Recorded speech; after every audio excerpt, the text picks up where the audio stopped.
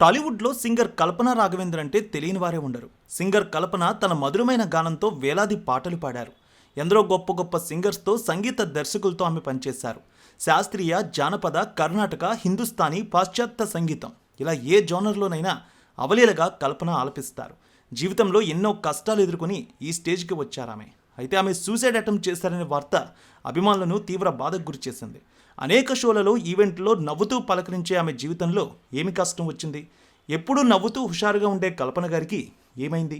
దాదాపు 3.5 దశాబ్దాలుగా స్టార్ సింగర్గా రాణిస్తున్నారామె. 5 సంవత్సరాల వయసు నుంచి సింగింగ్ కెరీర్ను ప్రారంభించారు. ఇప్పటి వరకు కంటిన్యూగా తన పాటల ప్రవాహాన్ని కొనసాగిస్తున్నారు కల్పన. ఓవైపు డబ్బింగ్ ఆర్టిస్ట్గా, మరోవైపు సింగర్గా రాణించారు. ఆమె సూసైడ్ అటెంప్ట్కి గల కారణాలేంటి? అసలు ఆమె భర్త ఎవరు? ఆమె జీవితంలో జరిగినటువంటి చేదు సంఘటనలేంటి? ఆమె రియల్ స్టోరీలో చూద్దాం. 1980 మే 8వ తేదీన చెన్నైలో జన్మించారు కల్పన. వారిది సంగీత కుటుంబం. ఆమె తండ్రి టిఎస్ రాఘవేంద్ర, ప్రముఖ గాయకుడు. ఆమె తల్లి సులోచన గారు, ఆమె గాయకురాలు. ఆమెకి తమ్ముడు షికినా షాన్ ఉన్నారు, ఒపెరా సింగర్ ఆయన. ఇలా అంతా సంగీత కుటుంబం అనే చెప్పాలి వారి కుటుంబం గురించి. కల్పన గారికి చిన్నప్పటి నుంచి సింగర్ కావాలని ఎంతో ఇష్టం. అందుకే చిన్నతనం నుంచి సాధన చేయడం మొదలుపెట్టారు. కెరీర్ తమిళంలో మొదలుపెట్టినా కూడా తెలుగులో మంచి గుర్తింపు తెచ్చుకున్నారు. చాలా కష్టమైన పాటను అలవోకగా పాడగల సత్తా ఉన్న singer అంటారామని.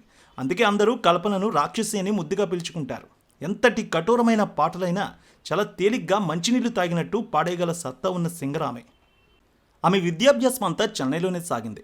Master of computers అప్లికేషన్స్లో degree చేశారు కల్పన. మొదలై ఈ శ్రీనివాస్ గారి దగ్గర సంగీతంలో శిక్షణ తీసుకున్నారు. 5 ఏళ్ల వయసులోనే అప్పట్లో సాలూరు వాసురావు గారు చేకూర్చిన కుటుంబం సినిమాలో ఒక పాట కోసం తన గాత్రాన్ని ఇచ్చారు. అప్పటి నుంచి సింగర్గా రాణిస్తూనే ఉన్నారు. ఎన్నో వేల షోస్ చేశారు. విదేశాల్లో కూడా ఎక్కువగా షోలు చేసిన వారిలో ఆమె ముందు ఉంటారు.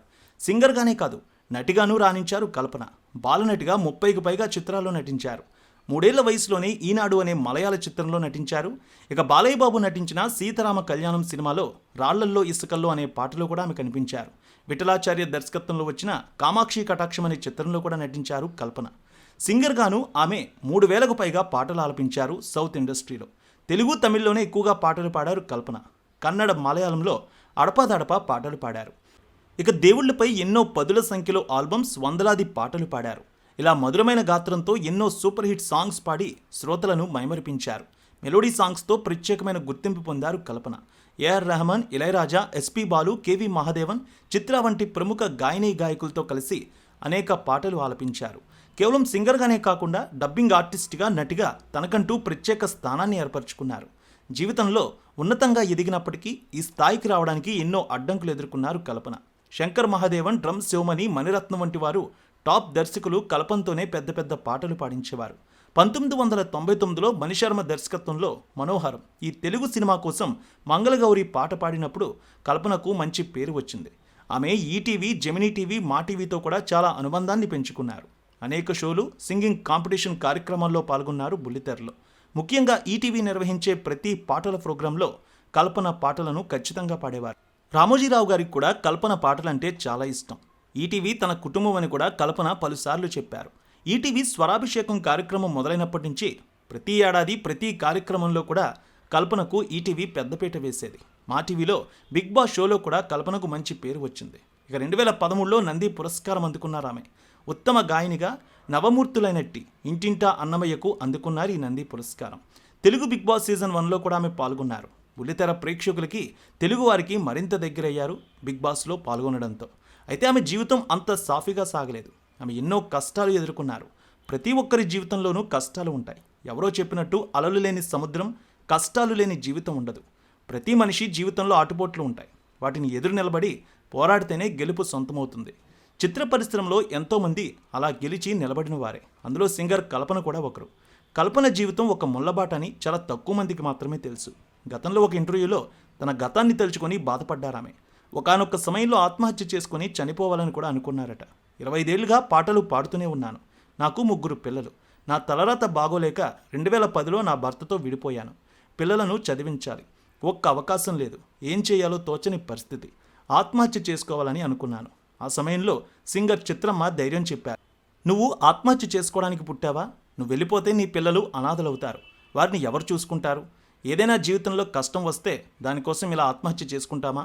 పోరాడి ముందుకు వెళ్ళాలి అంటూ ధైర్యం నూరిపోసి అక్కడ ఒక పోటీ జరుగుతోంది, ఖచ్చితంగా నువ్వు అక్కడికి వెళ్ళు, విన్ అవుతావని చెప్పారు. అయితే నేను అందులో పోటీ చేశానని, ఎలాగైనా ఈ పోటీలో గెలిచి విల్లా గెలవాలనుకున్నానని, కొంతమంది ఇండస్ట్రీ పరువు తీస్తోందని నా గురించి మాట్లాడుకున్నారు. అయినా నేను వారి మాటలు పట్టించుకోలేదు.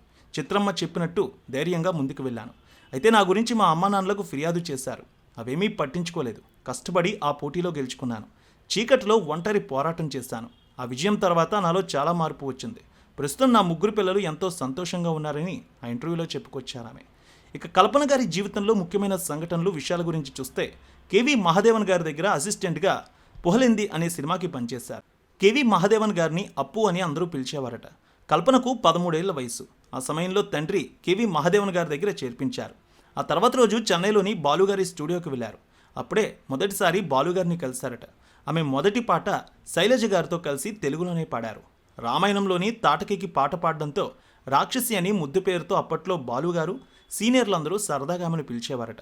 అమ్మా నాన్న కూడా ఇద్దరు స్టేజ్ సింగర్లు కావడంతో వారితో కలిసి పలు స్టేజ్ల మీద అనేక పాటలు పాడానని చెప్తారామె. కొంతకాలానికి సినిమా షూటింగ్లకు వాడే లైటింగ్ ఇబ్బంది పెట్టడంతో దాదాపు సినిమాల్లో నటించడం మానేశానని గతంలో ఆమె ఓసారి చెప్పుకొచ్చారు. ఆమె తండ్రి ప్రముఖ సింగర్. అయితే శివాజీ గణేశన్లా ఆహార్యం ఉంటుంది ఆయనకు. అది చూసి దర్శకులు సినిమాల్లో నటించే అవకాశాలు కూడా ఇచ్చారట. కల్పన గారి తండ్రి బాలుగారు ఇద్దరు కూడా మంచి స్నేహితులు. ఇద్దరు కూడా మ్యూజికల్ షోల్లో పాడేవారు. ఈ సమయంలో కల్పన గారి ఇంటికి బాలుగారు తరచూ వచ్చేవారు. ఈ సమయంలో బాలుగారు పాటల విషయంలో ఆమెకి గైడెన్స్ ఇచ్చేవారు. ఆమె సిద్ధ మెడిసిన్ కూడా చేశారు. ఇంట్లోనే ఆమెకి పిల్లలకి వైద్యం చేసుకునేవారు. ఇక తెలుగు, తమిళ్, మలయాళం, కన్నడ, హిందీతో పాటు Arab, Spanish, German, Italian, Japan కూడా ఆమె నేర్చుకున్నారు. ఆమెకి 3 కుమార్తెలు. ఒకరు భరతనాట్యంలో శిక్షణ తీసుకున్నారు. మరో అమ్మాయి పాటలు పాడుతోంది. కల్పన భర్త ప్రసాద్ ప్రభాకర్. ఆయన వ్యాపారవేత్త. చెన్నైలోనే ఉంటున్నారు. తన 19 ఏళ్ల కూతురిని ఆయనే చూసుకుంటారు. ఆమె స్టడీస్, ఇతర వ్యవహారాలన్నీ ఆయనే చూసుకుంటారట. అయితే తాజాగా సింగర్ కల్పన సూసైడ్ అటెంప్ట్ చేశారనే వార్త ఒక్కసారిగా అందరినీ షాక్కి గురిచేసింది. నిద్రమాత్రలు మింగి 2 రోజులుగా బెడ్రూమ్కే పరిమితమైన ఆమెని పోలీసుల సహాయంతో మంగళవారం ఆసుపత్రిలో చేర్పించారు. కల్పన భర్తపై పోలీసులు అనుమానం వ్యక్తం చేస్తున్నారు. ఈ క్రమంలోనే విచారణను ముమ్మరం చేశారు. అయితే ఇంట్లో ఎవరూ లేని పరిస్థితి. ఆమె నిద్రమాత్రలు మింగి ఇలా సూసైడ్ అటెంప్ట్ చేసినట్టు భావిస్తూ ఉన్నారు. ఇక ఆసుపత్రికి వచ్చిన ఆమె భర్తని అక్కడి నుంచి నేరుగా ఇంటికి తీసుకువెళ్లారు పోలీసులు. మొత్తం ఇంట్లో అంతా తనిఖీలు చేశారు. ఈ 2 రోజులు తాను ఇంట్లో లేనని, బయటికి వెళ్ళానని కల్పన భర్త చెబుతూ ఉన్నారు.